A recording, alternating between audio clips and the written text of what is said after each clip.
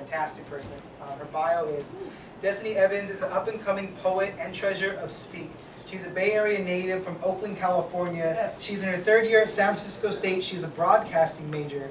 Her poetry includes topics include, but are not limited to, love, social consciousness, politics, queerness, femininity, African American life, violence, and self-acceptance. She's an inspiring spoken word artist, assisted in sending the 2013 Slam Poetry team of San Francisco State to Boulder, Colorado, where they placed 7th in the nation overall and 1st in California. She is currently treasurer this year and will be slamming for the SF State team in the second prelims, which is this Friday, before the Grand Slam finals on November 7th. And I'm going to bring up right now Destiny to the mic.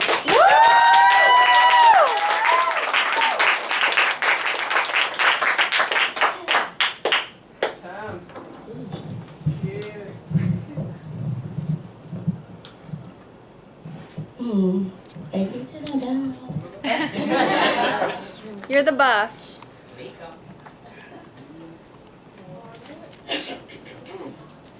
I guess I'm gonna do a few poems for you guys. Yeah. So let's get this mic right. Do your thing. Speak on it. What's up?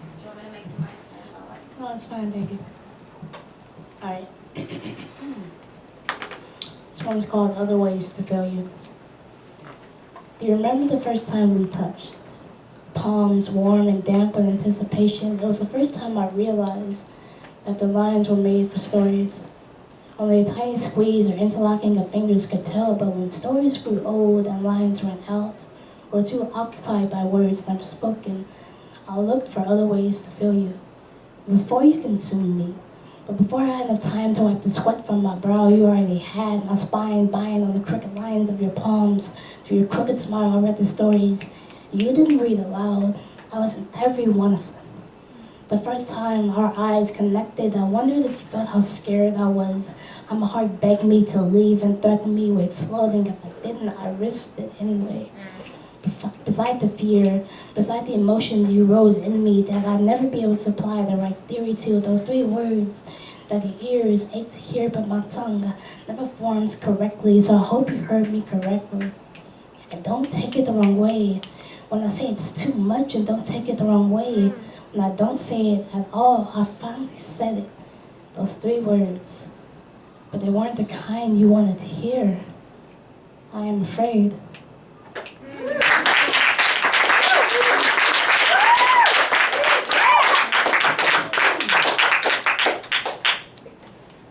Sorry, I totally could not decide what poems to do.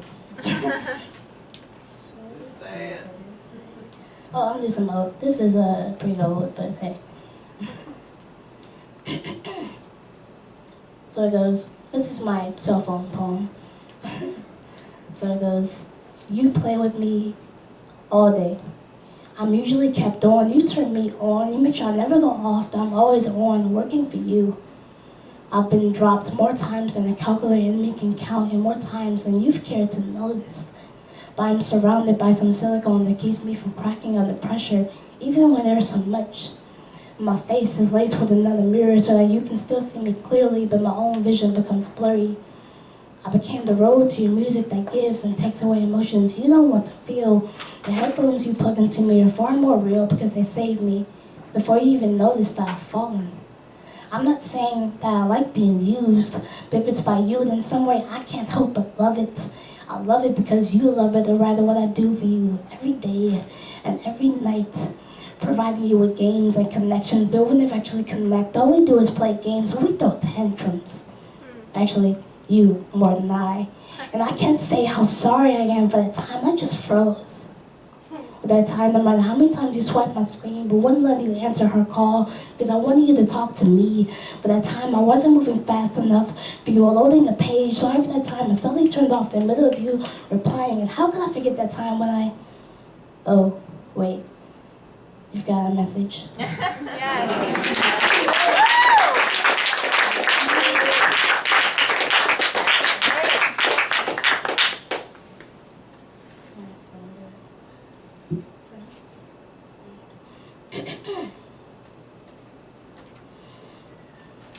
Sorry, give me a second to throw the charge. We're good.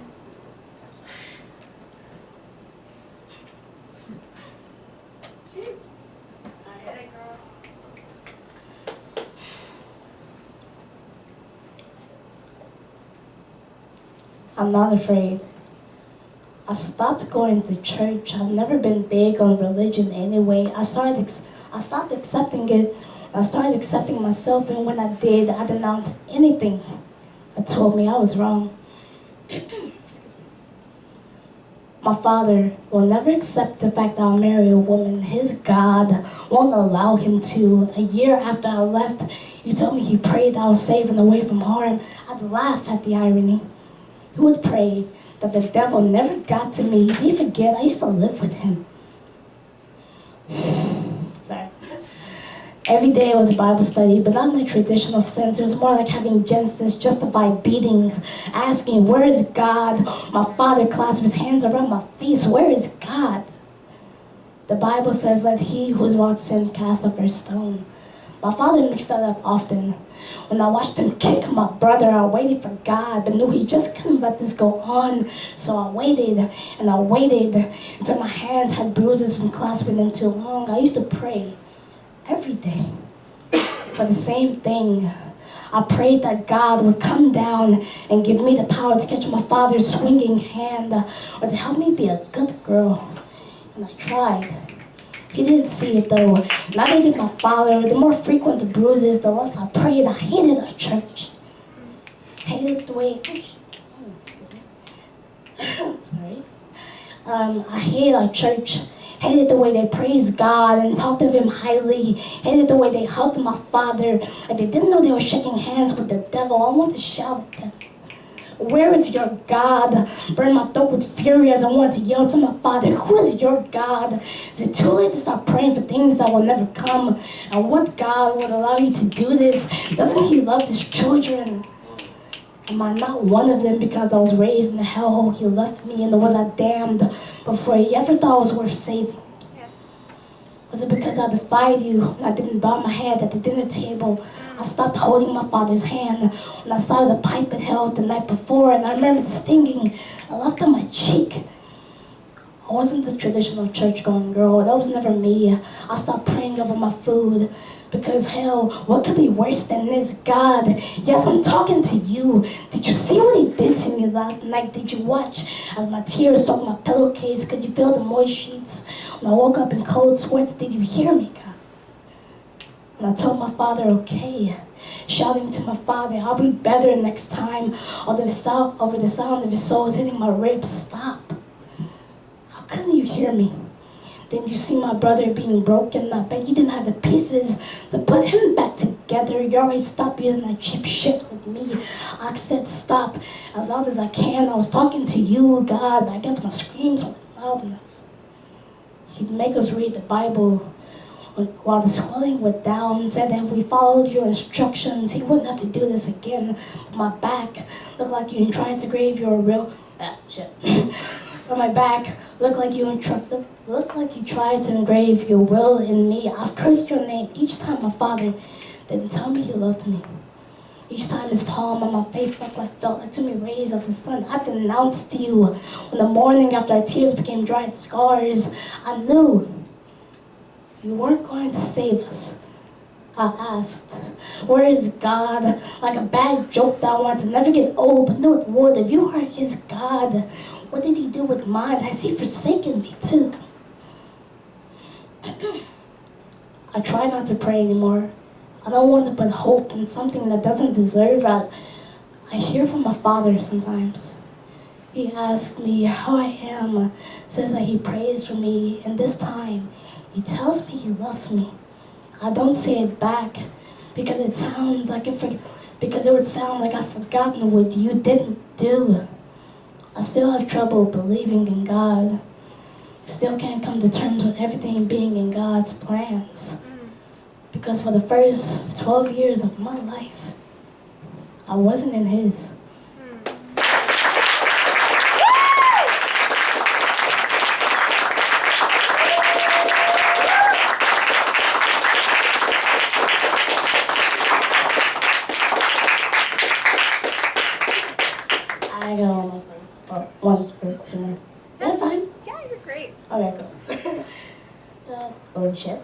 So, when love gets easier, maybe I'll be able to say hello and not have my eyes rain. Maybe the dandelions will finally blow in my direction, cover my face with their wishes. My tongue will never again be tied to the tip by the thought of you. I'll never hide my feelings in poems for you. Never feel ashamed at telling my next lover my faults and accepting theirs. I won't have to water down my words and watch my heart come to a slow beat when love gets easier. I'll love confidence into her. I'll kiss reassurance back into her lips and hug insecurities out. We'll make love while making love. Entangle our secrets into our bodies. I'll never again cry for something you didn't want. I'll smile for everything I did. So when love gets easier, I'll stop loving you, stop pretending that I never cared, and I'll show her that it doesn't have to be so hard. When love gets easier, maybe I won't have to keep pressing into my chest to make sure it's there, and the wind won't feel so much like your touch. I won't hide away from the sun because it reminds me of your smile. I won't depend on the rain to help wash your memories away. I'll no longer frequent the beds of women in search for pieces of you.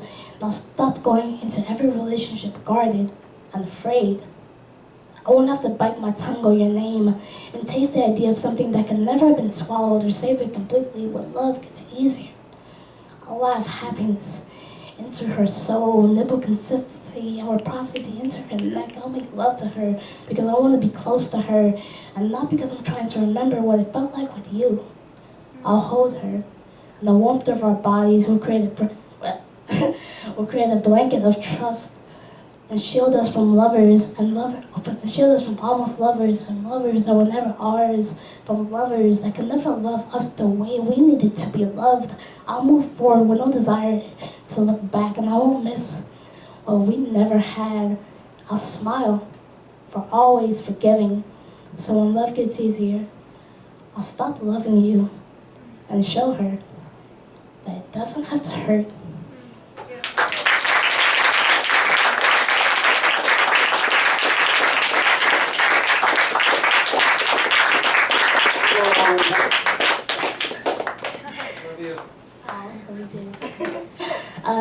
So yeah, going back to what Jarvis said, I am